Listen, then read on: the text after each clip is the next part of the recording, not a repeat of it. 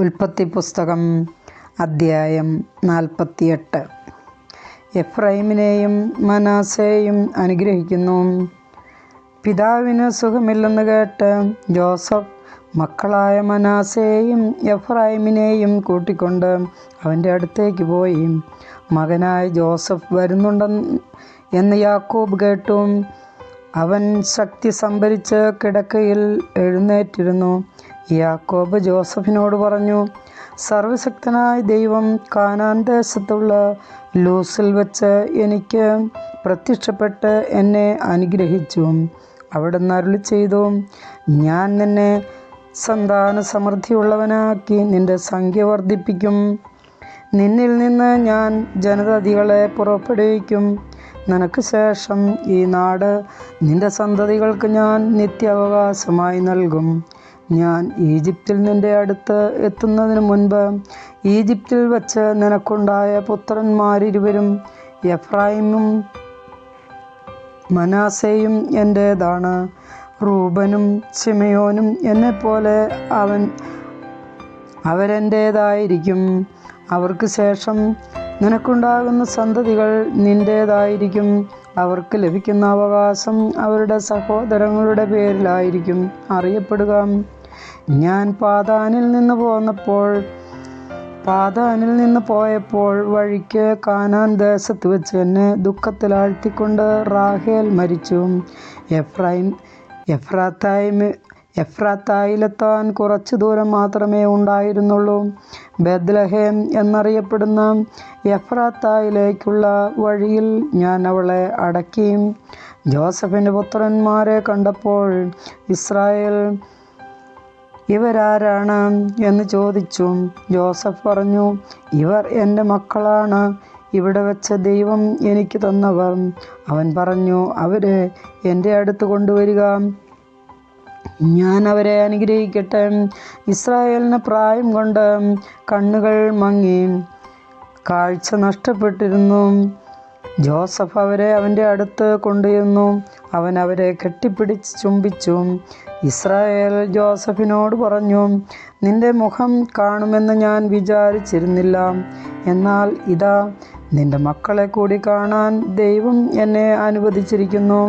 അപ്പോൾ ജോസഫ് കുട്ടികളെ അവൻ്റെ അടുത്ത് നിന്ന് മാറ്റിയിട്ട് നിലം പറ്റെ കുനിഞ്ഞ് നമസ്കരിച്ചു. ജോസഫ് എഫ്രൈമിനെ തൻ്റെ വലത്ത് കൈകൊണ്ട് പിടിച്ച് ഇസ്രായേലിൻ്റെ ഇടത്ത് കൈക്ക് നേരെയും മനാസയെ ഇടത്ത് കൈകൊണ്ട് പിടിച്ച് ഇസ്രായേലിൻ്റെ വലത്ത് കൈക്ക് നേരെയും നിർത്തി അവൻ്റെ അടുത്തേക്ക് കൊണ്ടുചെന്നു. എന്നാൽ ഇസ്രായേൽ കൈകൾ പിണച്ച് വലം കൈ ഇളയവനായ എഫ്രൈമിൻ്റെ തലയിലും ഇടം കൈ മനാസയുടെ തലയിലും ആണ് വെച്ചത്. മനാസയായിരുന്നുവല്ലോ കടിഞ്ഞൂൽ പുത്രൻ.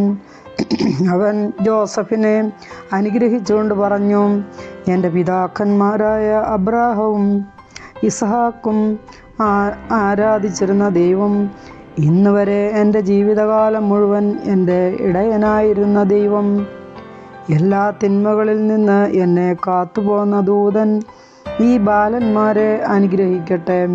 എൻ്റെയും എൻ്റെ പിതാക്കന്മാരായ അബ്രാഹത്തിൻ്റെയും ഇസ്ഹാക്കിൻ്റെയും നാമം അവരിൽ നിലനിൽക്കട്ടെ. അവർ ഭൂമിയുടെ മധ്യത്തിൽ ശക്തമായ ഒരു സമൂഹമായി വളർന്നു വരട്ടെ. തൻ്റെ പിതാവ് വലം കൈ എഫ്രൈമിൻ്റെ തലയിൽ വെച്ചത് ജോസഫിന് ഇഷ്ടപ്പെട്ടില്ല. എഫ്രൈമിൻ്റെ തലയിൽ നിന്ന് മനാസയുടെ തലയിലേക്ക് മാറ്റാൻ അവൻ പിതാവിൻ്റെ കൈക്ക് പിടിച്ചു. ജോസഫ് പിതാവിനോട് പറഞ്ഞു, പിതാവേ, അങ്ങനെയല്ല, ഇവനാണ് മൂത്ത മകൻ, വലം കൈ ഇവൻ്റെ തലയിൽ വയ്ക്കുക. അവൻ വഴങ്ങിയില്ല.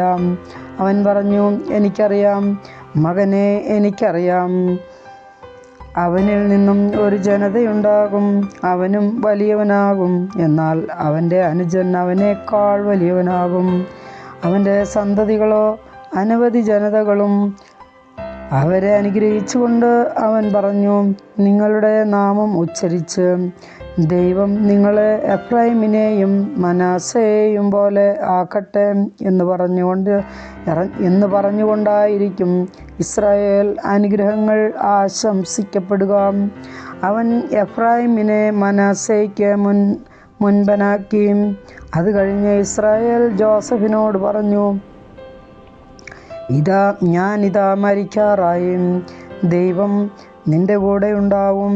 നിന്റെ പിതാക്കന്മാരുടെ നാട്ടിലേക്ക് നിന്നെ തിരികെ കൊണ്ടുപോവുകയും ചെയ്യും. നിന്റെ സഹോദരന്മാർക്ക് നൽകിയ ഓഹരിയേക്കാൾ കൂടുതലായി വാളും വില്ലും കൊണ്ട് അമോര്യരുടെ കയ്യിൽ നിന്ന് ഞാൻ പിടിച്ചടക്കിയ ഷെഖേം നിനക്ക് തന്നിരിക്കുന്നു. കർത്താവിൻ്റെ വചനം.